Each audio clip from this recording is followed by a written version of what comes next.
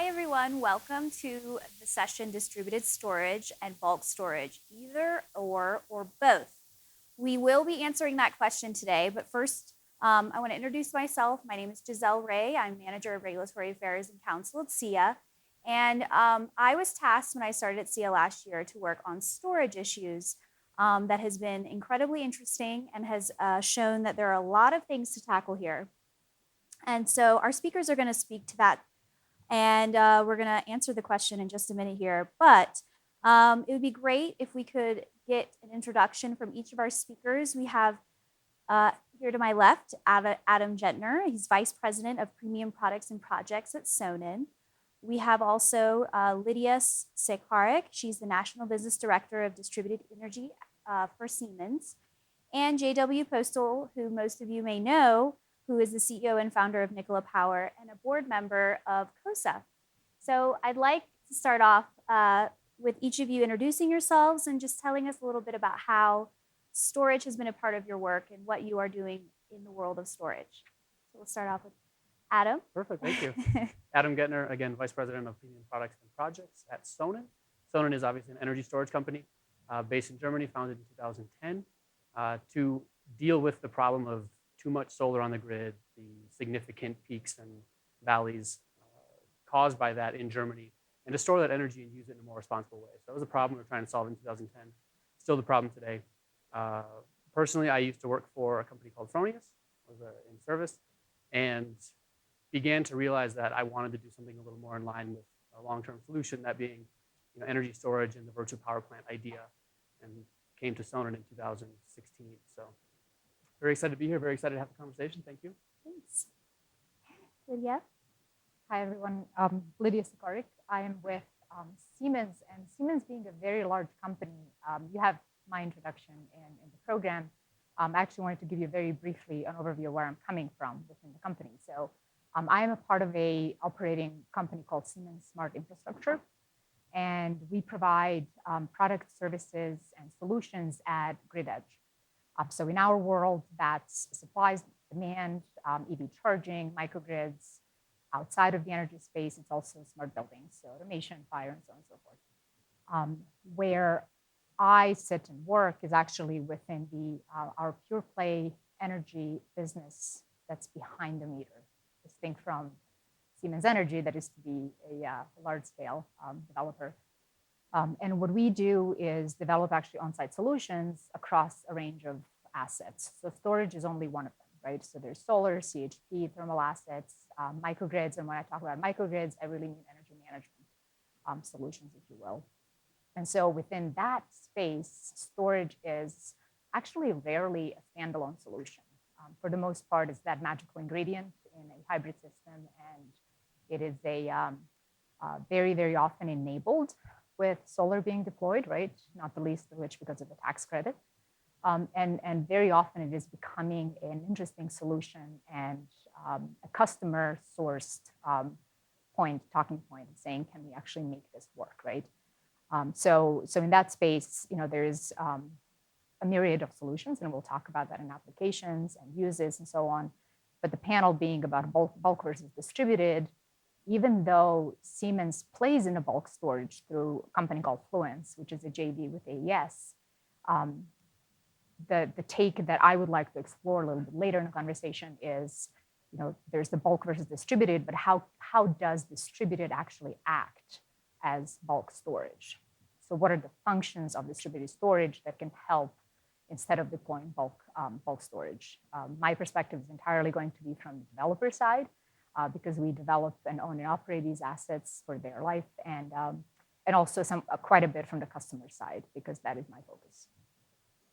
Okay, thank you, Lidija. And JW, you actually have a unique business endeavor that you are CEO and founder of. So we'd love to hear a little bit more about that. Yeah. Well, thank you all for being here as a board member and a newly elected board member for my second term of COSA. Really appreciate you all being here. How many people are here from Colorado? I actually see a lot of new faces. So a lot of people I don't know from Colorado. So hello. So I've been in the solar space here in Colorado since late 2007. I was one of the founders of Main Street Power, which was an early distributed generation finance company. Then I did 2 stints in community solar. And then in 2017, I found myself, we'll call it unemployed or available, and sitting around thinking about what's the future of clean energy and what do I want to do with my career. And energy storage seemed to be the next big thing. I think it still is. For everybody who works in energy storage, it's been a longer, slower road than we'd all like. So Nikola Power is an energy storage software platform. We really have 2 tools that we've launched out to the marketplace at SPI last year. And really where we see our services is to help developers and financiers understand how to size a battery system, how to optimize for the use case that they have. And so our first tool is a front of the project tool where you can plug in a number of variables, including your solar production, your location, and we analyze that project through software and optimize for the system size, as well as the customer savings and the investor IRR. And then through our platform, we match that up to right now 4 investors that are big IPPs that we've got relationships with that want to own and operate those types of systems. And so we facilitate that transaction. And so it's a storage and finance platform, which we think is relatively unique in the space. And we're a startup, so we've been around for about 3 years, raised about $2 million in venture capital from angel investors. And we're now in that unfortunate position, and I share that as all my friends, of being that what they call the valley of death for startups. So we're right at our first revenue this year, will be about $800,000, but we're out of that $2 million. We've spent that to build our tools, and now we're out looking for additional venture capital. And one of the push points I have in Colorado is how to bring attention to clean tech startups and working with the governor and others who are in that space. But it is a real challenge in Colorado. We're not California, we're not Boston and New York, and we struggle to get venture capital here to pay attention to the startups that are coming out of Colorado, which sounds weird since we have NREL, we have all these amazing research institutions, but that's something I'm touching on throughout all the talks that I do. So I'm looking forward to this conversation. Great, thank you. We have a good diverse panel here. So first, let's start off by asking, I think Lidija, we have your answer, but distributed storage and bulk, either or both. Adam, what's your answer? I think right now we're very early in the adoption of energy storage in the industry. So my answer has to be both. I think this is a great time for us to look at how these systems operate on the grid, what values they can provide, what they can provide well, what they don't excel at, and to kind of forge our way forward using the learnings that we're taking right now. I think it's far too early to make a decision that no, this doesn't work, or yes, this works, unless it very clearly doesn't. And I don't see that. If I look at the values that we can provide with energy storage, we're looking at peak shaving, peak shaping. We're looking at grid services, right? Spinning reserves, frequency regulation, that kind of thing. Resiliency is important, especially on the residential side. And then lastly, we have transmission deferral, right? Decongesting the grid using energy storage in a way that allows us to not invest in increasing grid infrastructure until later. So deferring that investment in the infrastructure of the grid. So of those, bulk really does the first 2 well, does the second 2 not so well. So I think that we look at the different values provided. They can both provide different values very well. So my answer is both.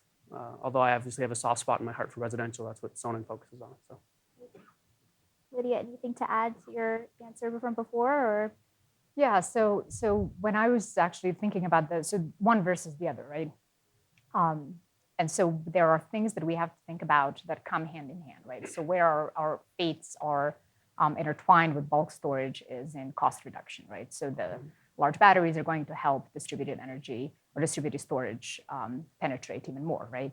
What it really is different are several things. There's size, there's location, there's its primary use, and the ownership, right? And so those are some of the things that probably first hit us in the face when we think about the differences. But if we end up thinking about the end use of that battery, we can design the systems, I think, to use the distributed resources nearly as effectively as we can the bulk resource. And one of the things that I was thinking about was affirmed in a previous panel where there was a discussion about non-wire alternatives. And a commissioner here from Colorado PUC was talking about distribution planning and the motivation for looking at distributed assets and so on and so forth. In our work, the primary motivation is cost saving, resilience, and sustainability. So these assets will get deployed. We'll have somebody putting in the CapEx for the assets that the entire network can then use, right? And so what I think the way we need to think about this, because the ownership, there's going to be different types of ownership, right? There's going to be end user or third party ownership, and then utility scale ownership, probably for the larger systems. How can we make the smaller systems, the non-utility owned systems, have network-wide benefits? And we can talk about what is enabling or hindering that today, but those are some of the things that I'm thinking about in the either or space. It's not trivial to build a large battery, it's expensive. It is a piecemeal proposition to do it at a customer's site and somebody else is financing it. So there's a number of things that I think structurally and financially can really bring the value of the distributed resources. Yeah, so anybody knows me knows I hate to say no. So I'm clearly in the both camp, which is a terrible spot sometimes for a CEO, because that means you tend to do a lot of different things. So one of my top guys in my team, he describes it as storage is like handbags. We're all bags. So everybody in this room probably has a bag, and they're all bags, but they're different types of bags for different purposes. And storage is very similar to that. You have backpacks and handbags and et cetera. And so we are very, very focused on distributed storage first for a couple reasons. One, our software was built to do that. And we think it's a market as a startup that we can tackle and get attention. But maybe more importantly, in the early days of solar in 2008, 9, as the financial markets were cratering, my company got backed by Morgan Stanley. And the reason we got them to back us was we were not doing one home in Boulder. We were trying to do school districts across the country. And school districts were incredibly bankable and financeable and would turn their lights on. And therefore, you could do solar on those versus a single home or a circuit city, which ultimately went bankrupt. So as I was building out this company, I was thinking the same way for early days of energy storage. We got a lot of questions early on about the PJM territory, doing merchant batteries out in the field somewhere in Pennsylvania. And we'll just wait for the signal and we'll make millions of dollars on this merchant battery that somebody else put up all the capital for. And having been through the solar financing early days, I was like, that's never going to take off very well. And I've been somewhat correct. I mean, there's been some early movement there, but I think the way for storage to get the traction that solar has gotten is to make it cookie cutter, scalable, repeatable, bankable, and not try to get it to be too complicated in these early days. Couple it with good solar projects, add storage to financeable customers, and scale it across the C&I and governmental platform, as well as residential, I think is a way for it to really take off and be a massive business. And not just a business, but remember the goal for, I think everybody in this room probably, is to solve climate change. And we all believe, I hope, energy storage is one of those great solutions, but it has to get deployed for it to be a solution. And so I'm doing everything in our company to try to make it more deployable and scalable faster, because I think it can solve so many problems. So I'm clearly in the both camp, but I work every day on distributing. Are you sure you don't want to get into the business of battery handbags? There'd be some takers. Yes. Well, thank you. Those are all very good answers. Adam, you had some experience in being in Puerto Rico and really seeing the power of how batteries bring resilience. What are some lessons learned, and what can we take from that experience in our valuing the storage and actually integrating it more into our systems? Yeah, so that touches on the resiliency part of it, right? So having energy storage located at the home or somewhere close to the end user allows you to build it into a micro or even smaller than a microgrid that can connect or disconnect from the grid in times of an outage and provide resiliency. And Puerto Rico was a great example of how that can be literally life-saving. Loss of access to energy was the leading cause of death after the hurricane, right? I mean, all the medical issues that couldn't be resolved. So I think, I don't want to get too deep into that, but the fact is that resiliency, especially at a local level, is important and should be valued. It's really hard to get somebody who's not the end user to pay for that, though.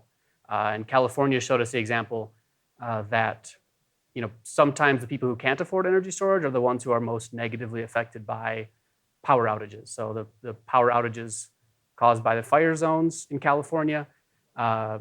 Personally, if I had an outage for a day, it wouldn't be a big deal. Somebody who's struggling financially, if they're out for a day and they have to throw away all the food in their fridge because it went bad, that's a significant financial event in their year. And they're the people who need the energy storage, although who wants to pay for someone else to have resiliency? If I'm going to pay for it, I want to have the resiliency. So matching that value to someone or some mechanism that can pay for it is one of the bigger challenges we have right now. The virtual power plant, which touches on what Lidija said about using distributed resources as bulk storage, is the first way that we've been able to kind of begin to bridge that gap and bring residential resiliency, but bulk values to the grid. Great. All right, so we've heard a little bit about how batteries bring grid solutions, and from managing resilience to demand charges, and we know that batteries can offer a ton of services such as frequency regulation and offering spinning reserves. But I want to switch gears more so into the state of play from a regulatory and policy perspective, and what we really need to bring to the table to change and allow batteries to be fully maximized in the United States. So JW, we'll start with you from a state perspective. You're here in Colorado. You have a pulse on what's happening in the Intermountain West. What's going on in this part of the country in terms of the regulatory landscape and the policies that are working or not working for storage? Yeah, I mean, storage is still very early here. People are talking about it at the state senate, at the PUC, the governor's office. We had a roundtable with, I think, 7 CEOs and the governor back in December. And I mean, he was very, very focused on storage. On the other hand, I believe in order to really push it, you need incentives. You need, those of you who've done solar in Colorado in the early days, $2 a watt upfront rebate plus a very bankable rec made solar sing for those early days in 08, 9, 10, 11, 12 even. And so I think storage needs some pushing. There is some talk of a storage incentive bill where both at the residential and the C&I level, we could do maybe $350 to $500 incentive, per watt or something like that, that can push the idea. I think at the federal level, double tax incentive would be key. So standalone storage ITC is something we've been a big pusher for and have failed miserably. Not just Nikola Power, but everybody's failed miserably on that one. And I think that's critical because, there's so much low-hanging fruit of already solar having been done. If we could get a second tax credit to add storage to those projects at the federal level, that would be huge. I'd love to see an innovation backstop at the state of Colorado. That's something I have talked to the governor about. He gets this as a former startup guy. So the idea here is that we have a lot of municipal clients, customers. And, of course, they look at my balance sheet and run screaming from the room, and that's not particularly exciting for me. And so we were like, well, no, our financer has the balance sheet. So we bring, our serious, bankers to the table, and they have the balance sheet. We have the technology, and that's a little bit better conversation. But a lot of these municipalities, frankly, they don't get to meet the financer until 6 months later. And so it'd be much greater if the state could stand behind startups and say, hey, we're incentivizing you through a backstop program to invest in Colorado, hire local startups that are doing this innovative clean tech stuff. So your small town can go for storage or smart meters or whatever it might be, and the state will stand behind that with an innovation backstop fund.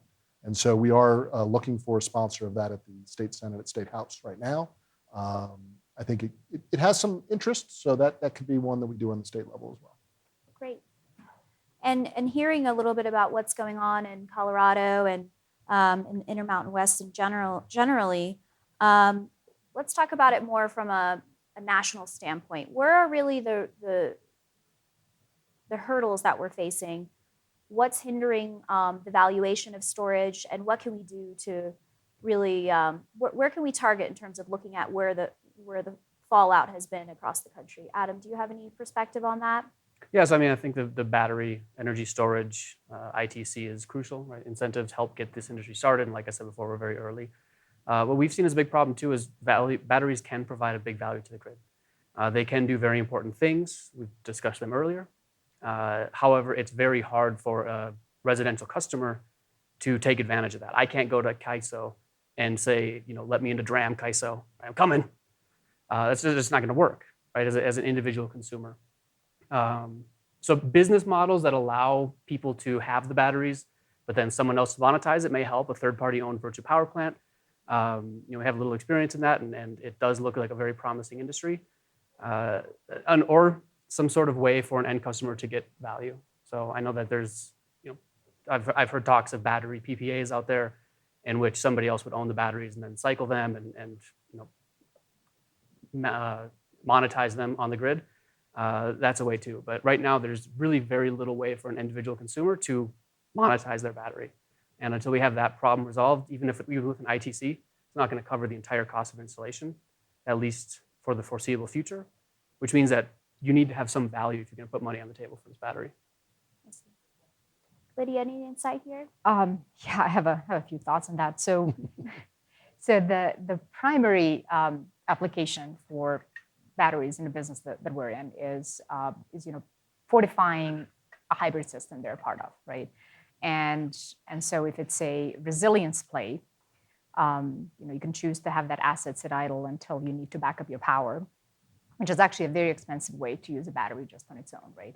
They do clean up microgrids. So if we're looking at a microgrid configuration, that's definitely a big advantage, right? There's also batteries that can react really fast. And so that's all kinds of wonderful things about it.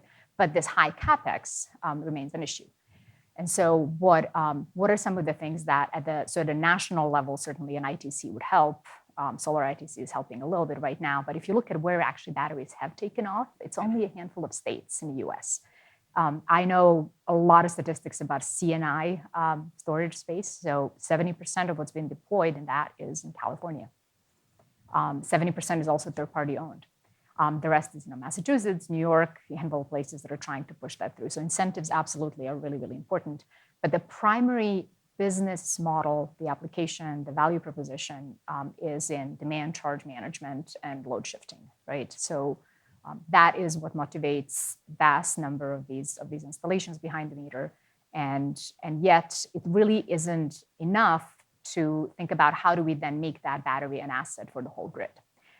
There have been a handful of entities that have done this, whether under a utility program or trying to go into an ISO. And most of the assets have participated in capacity programs, which are actually fairly low-paying programs compared to other grid ancillary services. And the way that people have approached it is simply by oversizing the battery. That's also a pretty expensive way to do it, right? Because CapEx is still pretty high.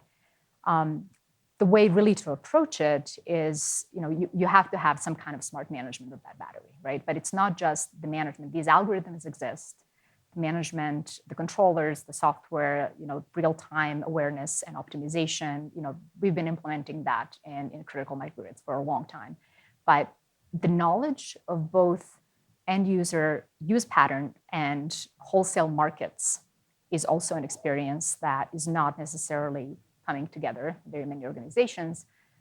And then this last part that is actually quite non-trivial is the financial optimization, because the tenor of the contracts for third-party, 70% of CNI batteries, third-party batteries, the tenor of the contract, of a bilateral contract is 10, 15, 20 years. The capacity auctions happen every 3 years. And so trying to optimize the revenue that might be coming from wholesale market participation and to maximize the use of that battery that is committed for 20 years at the end user and has been modeled financially for 20 years is not trivial, but there aren't very many entities that are willing to take financial risk on both ends, right? So those are some of the things that certainly are an issue and that can help. And so right now, that market instability, the policy design that's happening, especially at the ISO and RTO level, as well as at state level planning, that is not giving stability and transparency in how DERs can play in energy markets is really an issue. So PJM changing its rules, FERC getting into minimum pricing right now, any number of things that are happening are really not allowing for those patterns to take off. I want to hold on that thought about PJM and what's happening there, but JW, you were a part of the stakeholder process for the Massachusetts SMART program and how they're looking at batteries. What were some of the pros and cons from a state perspective in the program, trying to do the right thing, and what could we do better for other regulation? Yeah, I mean, Massachusetts deserves tremendous credit going back to their early SREC days, SREC 2 days, and now SMART, and then Clean Peak, which is coming. They're really one of the few states that has progressed and valued that renewable asset that we're all trying to develop and put on the grids. from the sad part is that the smart program energy storage adder, we always joke in the business, is kind of dumb storage because it just kind of requires you to be available and distribute that 52 times a year. Clean Peak, which is coming, which is going to value the time, the location, the optimization of that storage, I think will finally be a place where we're going to have smart storage in a place like that. And I'd like to see other states do that. Now, Massachusetts has got some unique aspects to they're part of New England ISO, and they have obviously utilities that are pushing a lot of renewables in a political environment that's pushing a lot of renewables. But they are really one of the key leaders. And so for us, it's a very bifurcated state market. I just got back from Boston. That's where I was last week for their conference. And their conference was 3 times the size of ours here. And it's because of those smart and Clean Peak programs that are coming for both solar and storage. So I'd love to see Mountain West get together and figure out how to do that with some of the neighboring states. It's going to be a challenge. That's why for me, I go in where I can do the most pushing in Colorado, I think, is making those behind the meter C&I governmental, C&I corporate projects pencil in Colorado. We're very close. And anybody who's worked in Excel territory knows, storage just doesn't quite make sense in many markets unless your customer's got a really peaky load. Down in Black Hills, it seems to be working all the time because they have a dysfunctional peak charging right now, which is a good problem that we can solve. So we got 3 projects moving down there. But I do think from a policy perspective, it would be great if we could set up, because in order to get to bulk working, you got to get the price point down because investors are not going to do merchant deals in these early days. They'll do a few if they think it's going to be a hot market and they can win, and you're seeing that in ERCOT and PJM. But generally speaking, investors love when there's a programmatic approach that they can see their revenue, put debt on these deals, and scale it. And that's what I'm pushing here for Colorado and Mountain West. Great. I just remembered here we go. I wanted to have this slide up just because I think it brings some really good perspective here of the scope that we're going to be building globally over the next 10 years. And obviously the US is going to be a huge contender in this. Well, we see the perspective of how Intermountain West and the Southeast in the US are the last frontiers that do not have RTOs. But in the places that do have RTOs and post Order 841, which was FERC's landmark decision to remove barriers for storage, I want to just talk a little bit about how do you all view this? Do you see on a day-to-day basis the barriers being brought down within the RTO structures? Are there some RTOs and ISOs that are doing it better than others? And who are the leaders in this space in doing that? And how has PJM's capacity auctions put a little bit of a damper on that? Lidija, do you we don't. So we actually haven't played in that at all because part of the reason is some of it is the financier and whoever it might be, our internal bank or whoever else, misalignment on what is certain, what is not certain, right?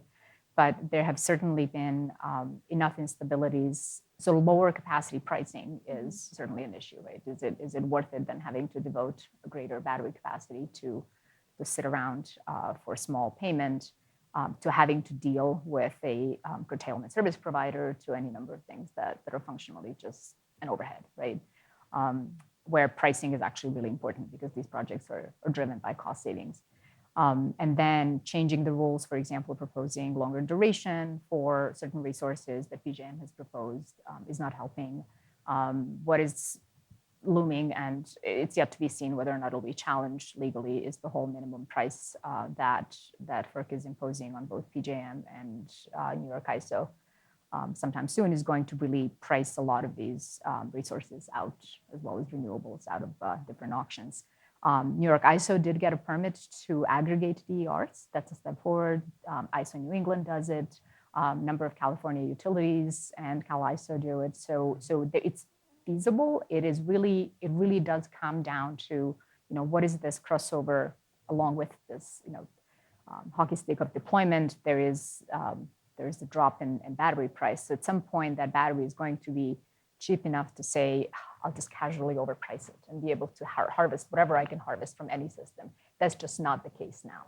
And it really has to be, there are a handful of entities, I don't want to dismiss it, that have attempted to do that, pure play with batteries. I think their pain point has been asset ownership. And so that's probably why they couldn't last. But that will open up over time. It just hasn't been, it just hasn't been quite worth it. Sure. JW, did you have any thoughts on that? Well, unfortunately, not in the RTO, though. I know Senator Hansen at our state level, I believe he's introduced a bill to make the study of an RTO in the Colorado Mountain West area happen, which is great. And that'll be kind of probably a 3 to 6 year step. I would say pricing is the key. And we saw this in solar. I've been in solar since 2008. And my first product I priced was for community colleges out in California. It was $10 a watt. I mean, think about that. So your average C&I product today would be $1.15 a watt, maybe $1.20. So an 85% drop in pricing. We just haven't seen that in lithium-ion pricing. You've seen a significant drop, but from a very, very high. And so many projects just don't quite make economic sense. And so the tragedies of the fires and the bankruptcies in California, the fires in Australia, storms in Puerto Rico are driving market where people are willing to pay almost anything for resiliency in certain pockets. And then deployments in Massachusetts, California, scaling are starting to see some price drops. But again, I think we've got to get to a speed and a repetitive nature of storage like we did probably in 2009, 10, 11 of solar to start to see those price points start to drop and the manufacturing kick up, which is exciting because we're not that far off from them penciling. And again, I think the simplest policy thing, a federal ITC for storage with a very clear timeline of 5 years, something like that would be a game changer. And it would be the single best thing we could do in this industry, probably, across all markets. So it doesn't sound like RTOs or ISOs necessarily have the answers yet, and they have some catching up to do, and there are some battles that are to be had in the regulated states. So there's a lot going on there. And we've heard kind of the policy issues that we're facing and some of the challenges that are going on. How can we begin to really resolve these issues? And where have you seen the progress in valuing storage? Any specific projects or states and interactions that you've had, Adam, that have? Yeah. So my experience comes from this idea of a virtual power plant, right? At SPI last year, we launched the Solar Loft project, which is a residential apartment virtual power plant project. It is based on a contract with Rocky Mountain Power. So that's a direct contract with utility. Kind of hard to expand that out and say, yeah, every utility should sign a contract. It's probably not going to happen. Although we'd love to see it. So if you have a utility, come talk to me. But we have seen the ability to expand in places where we don't have a direct relationship with the utility in the CAISO, NISO, and NISO markets. PJM, really not. It's hard to finance a project there because it's uncertain. And then ERCOT's challenging too, but those are really the big places that we're seeing it. CAISO is one place in which there's a pretty clear path to monetization. Obviously the SGIP, California SGIP, Self-Generation Incentive Program, helps as well, so you can add that on top of the ITC, which goes back to the conversation about incentives, right? That helps lower the cost of a project at the beginning. And then there's various opportunities to monetize a battery in CAISO, including DRAM, which is the demand response auction mechanism. So that's really the front runner right now in terms of monetization of these batteries and kind of opening up the market. Although they do have some problems with how they implement their incentives, so that's challenging. And then again, NISO, NISO. NISO, especially with Massachusetts, is a very promising market too. So that's where we see our business model kind of working the best right now. Lidija, any thoughts? You have a bit of even an international perspective too to this question. So what are our friends across the pond doing that we can start to integrate, and what are we doing well here in the US that we should really stick to help us resolve some of these issues? Yeah, let me actually get to the US question first. So the really thought was beyond the ISOs and RTOs. There's a number of utilities and they've each done a different thing, a lot of them for residential programs in facilitating storage and valuing it. Of course, program was like SGIP, but then at a state level, there's a flurry of activity on non-wires alternatives, right? And so performance-based rate making and things like that. I haven't seen a convergence in the states yet on what that actually looks like, even in New York, that has been the farthest along, right? So once the states converge on that, that'll be interesting to see. That is in deregulated markets, right? Where decoupled markets at least, right?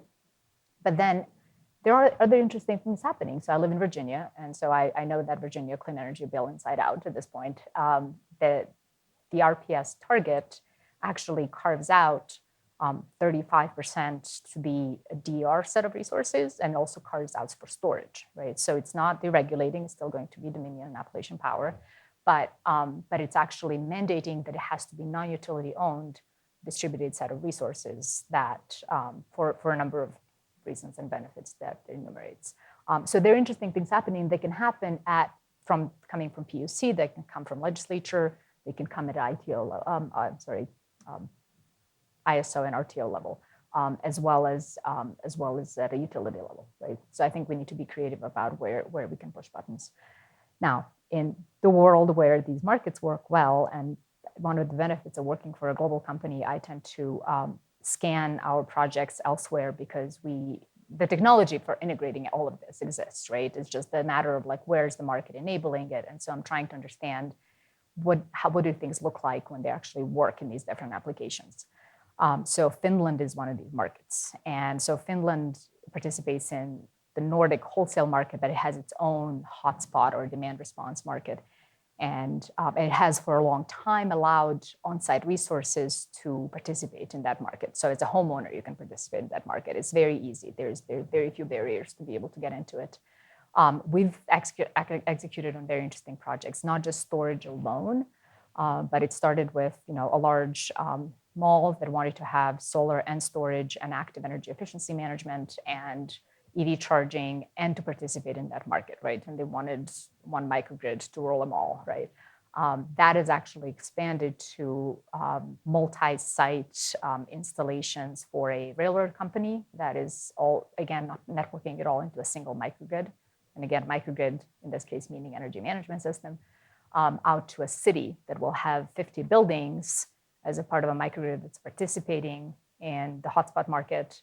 And each of those buildings is a nanogrid. They're introduced the smaller than a micro term. So really the key point is that the technology exists. We know how to optimize the resources on site and to interact with the market, but there has to be the transparency and both of the capability to do the business, to transact, as well as the transparency into the market and the end user behavior. That's great, thank you. And JW, you may have a different perspective here running a software company and how to really effectively use these batteries. So if you have an answer that can integrate that too, would be very interested in how to really maximize batteries and how this is working. Yeah, sometimes I'm woefully out of answers sometimes when I look at my the future, because it is really a challenging endeavor. I mean, you look at this room, got pretty much a packed audience, the last event before the happy hours. And I don't know why is everybody here talking about energy storage? And I think it's because the same reason I got into it is we believe the technology is there and the solution makes so much sense. The public policy is just upside down and backwards in so many different markets and so frustrating. And I think it's a combination of a couple big things that have to happen. And I think making these batteries more intelligent so they can serve different hosts' needs is my thesis. And so I testified at the state Senate last year on our bill, and I won't name their name, but a not so bright state senator said, so just hypothetically, JW, I could store my super clean coal power in your battery. And I didn't want to tell him I didn't have a battery, I just had software, but I said, yes, Senator, that is the idea, is that batteries are basically dumb boxes, and with intelligent software, we can control and monetize them and deliver them where and when we need them on the grid. And they voted to support it, both parties. And so I just, kind of think we need a cattle prod right now to the world on lots of fronts, probably. And I am a bit jaded because I've been at this for 3 years, and I see the answer.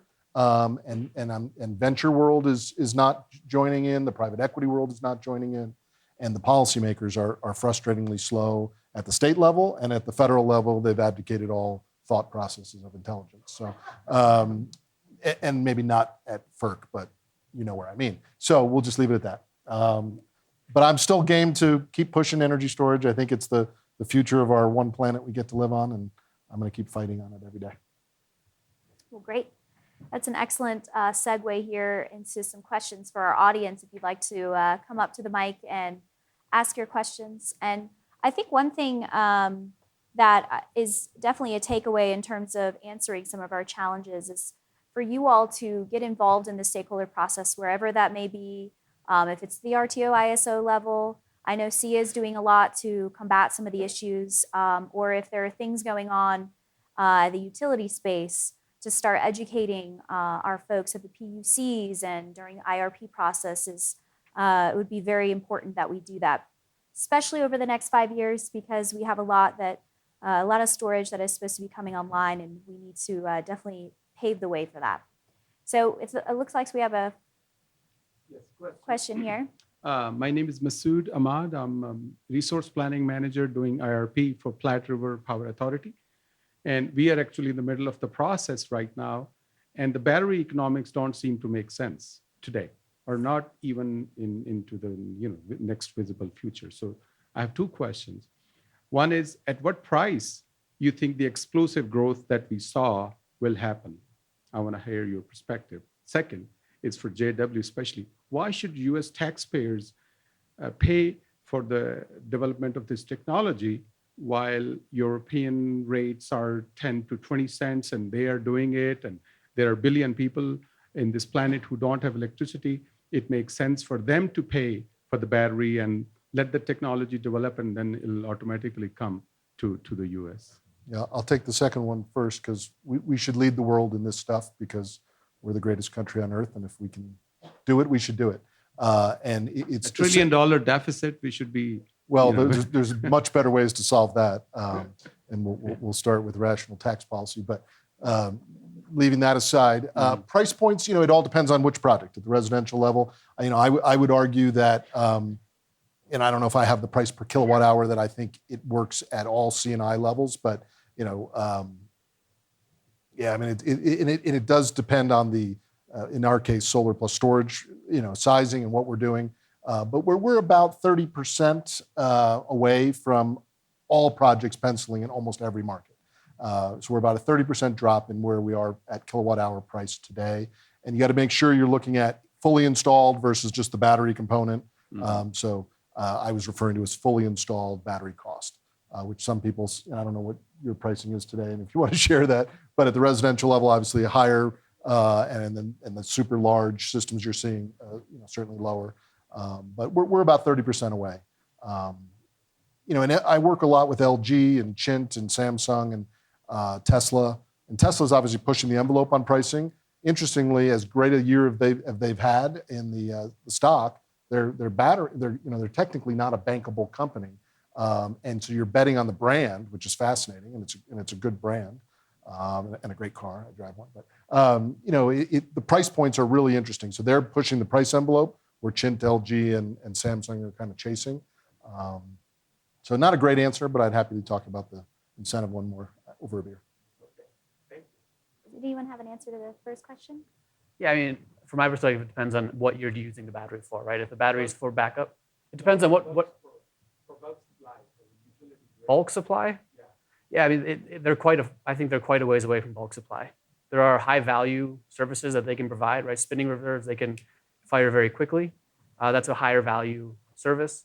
But bulk supply, I think they're quite a few years away from being even close to being able to compete on that level. That said, if the goal is to decarbonize the grid, there are better ways for us to do this than just bulk supply from batteries. So I would say that batteries should first go towards supporting the high value, high price point services that they're actually better suited to provide than bulk supply. Interested in hearing about the cattle prod. Your experience in lobbying.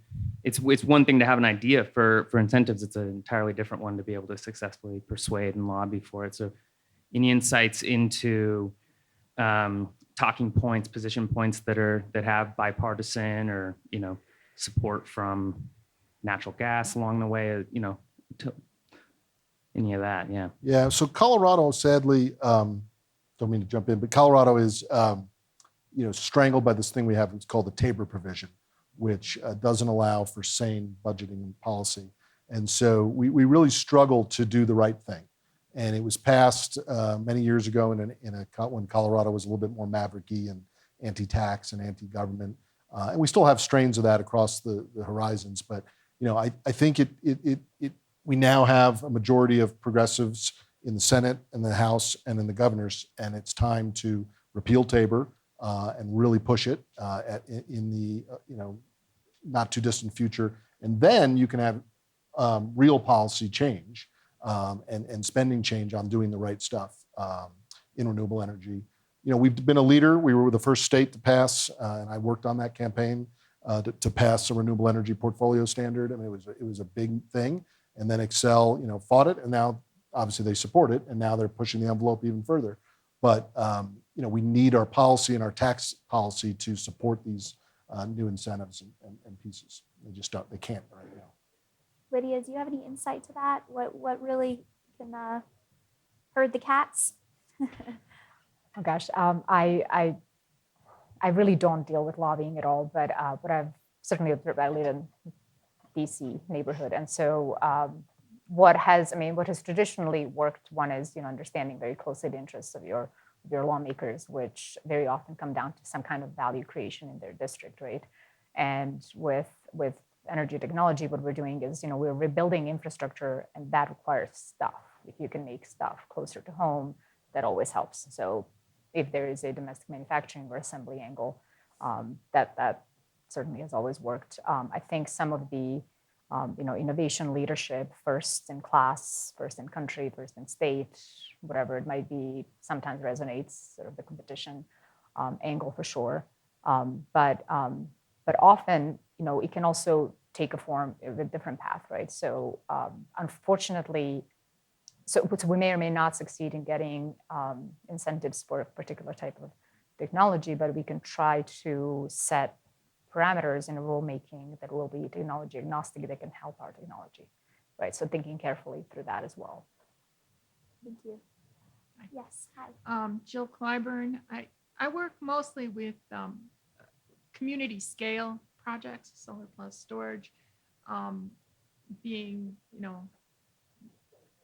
when I think about this question of scale for batteries, I think of it in terms of is it battery as an asset, as a device, or is it storage as a service?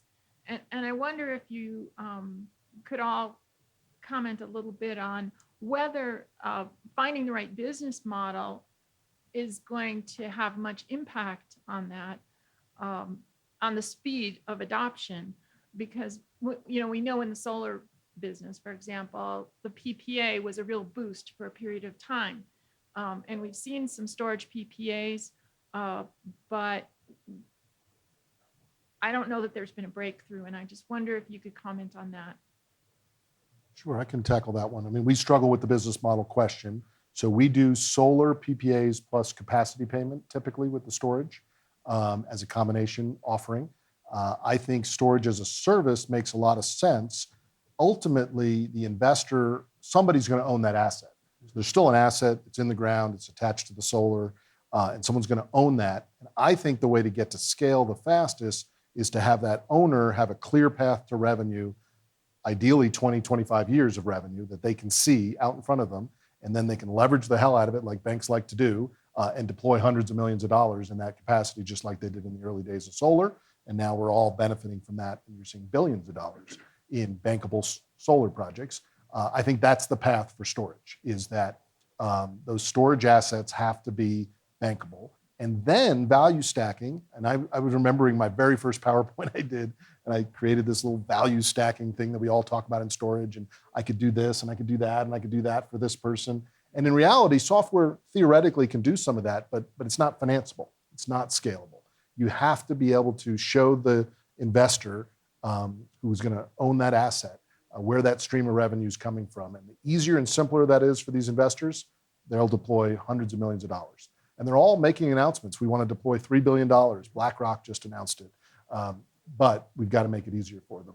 And so our job as on the industry side is to influence the policy side to be simpler, easy, more bankable in these early days. I think we'll get to the scale that makes us all billionaires. Then we can all run for president. So we only do energy as a service.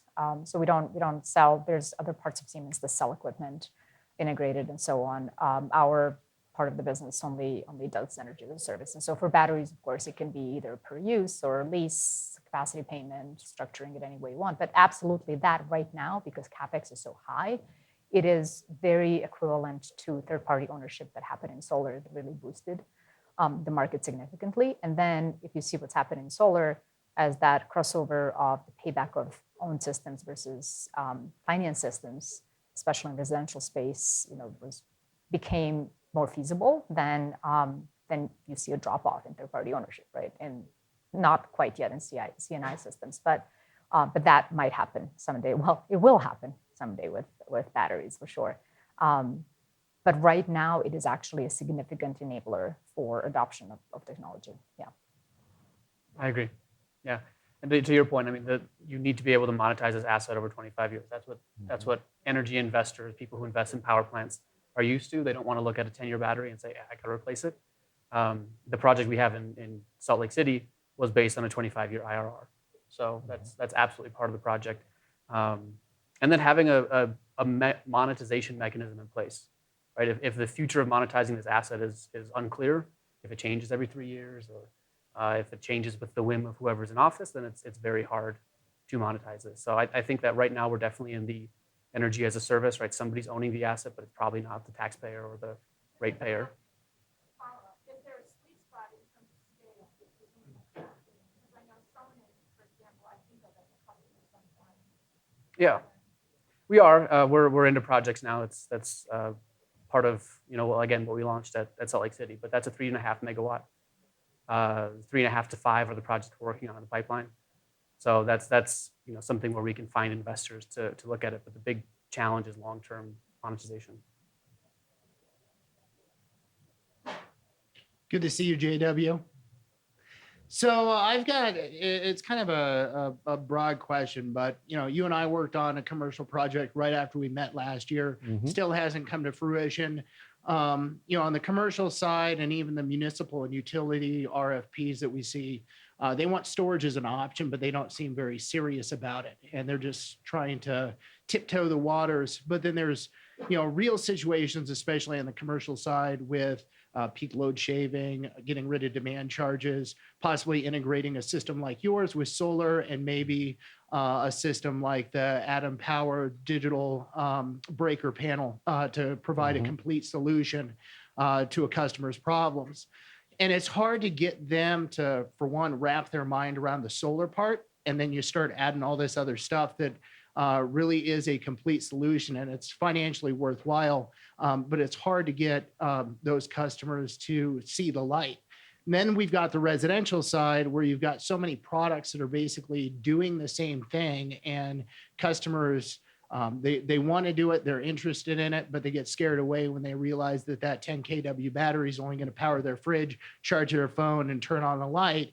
And most banks won't finance that with the solar. So financing has become an obstacle as well. And the people who have the cash, I think are a little bit disappointed with what the technology can actually do. So how do we solve those challenges or be a little more upfront with customers or entities that are looking at this as a solution and really educating them and giving them awareness as to what this can actually do rather than these magical things that just really aren't quite there yet. I think it's a great question. And I think that, it's finding those customers where the pain is worth the price. And you're seeing that in California in droves now with the fires and in Australia and in Massachusetts, the incentives are so good. In the case we looked at with you, I think the battery penciled, but it wasn't, that painful of a demand charge. So we got it there, but it wasn't a home run of a deal. And I think that is the problem with storage. And so I think for most of you, you're probably solar and storage folks. Sadly, some days I'm storage folk, and I try to go back to being solar folk to pay the bills as well. And I think that's okay in Colorado. And I spend a lot of my time on the East Coast in California doing deals where it does pencil right now. So I think don't push it. I think that's I've had a couple friends who are like, it makes no sense to do solar and storage in Colorado for residential today. But if this new rate-based plan in Excel territory happens, and there's time of use rates that you can monetize, play arbitrage with software, then it might make sense. So I think from an ethical position, don't push it, don't sell extra equipment until the market, the mechanism for that customer is painful enough that you're showing them a true savings. Because I think we'll just do ourselves damage if we're pushing it. Okay, we'll take a last question here. Yes? Great. My name is Andy Cruz from Underwriters Laboratory. And just a couple of questions. The first one is really about, there's just a lot of different manufacturers of storage coming online now, a lot from China. So how important is it, and maybe it's even to the audience, but how important is performance certification of batteries? So looking at, more than just looking at from a safety standpoint, but also from a performance standpoint. And then second question is a little bit quite unrelated, but when you're looking at these planning projects in the early stage analysis, how important is software in trying to help you understand the economics or the practicality of a project? Are you using that, or are you just oversizing batteries and hoping for the best? Can I take that? So when we're financing these systems, and again, 70% of CNI batteries are financed, performance is absolutely important. And so certification from the manufacturer is paramount. The battery has to be able to perform. And we don't buy any kind of battery. It's a handful of select suppliers, including our own, right? Because we don't only do our equipment. So that is really, really important. When it comes to software, did you mean just modeling the systems? Yeah. We happen to use an in-house modeling software that actually mimics the dispatcher for the system, whatever it is. If it's just a simple battery and solar, or if it's a complex microgrid, it actually uses the actual performance and then it models, of course, at the same time, the financial performance over time. So it is optimizing, and you can choose it to optimize for cost or for CO2. But it is very tightly controlled when it comes to the size, because again, the customer savings are everything, and that's how you make money as well as a developer. Yeah, not surprisingly, I would argue software is the most important thing. Get software now. No, I mean, obviously, the most critical piece is that you correctly size the battery. No offense to my friends in the EPC world, but 5 years ago, you called any EPC and you said, I need a battery at this project. Sure, what size do you need? And then they're covering their wrap and their performance based on the size of the battery, and they get paid to deliver a bigger piece of equipment.